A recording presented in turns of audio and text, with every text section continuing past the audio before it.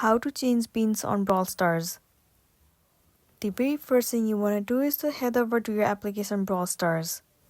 Enter your login credential as in your username and the password and simply log into your specific account. Once you have been logged in, it will land you on this page. In here, what you want to do is, first of all, click on your character. Then click it on one of your character again.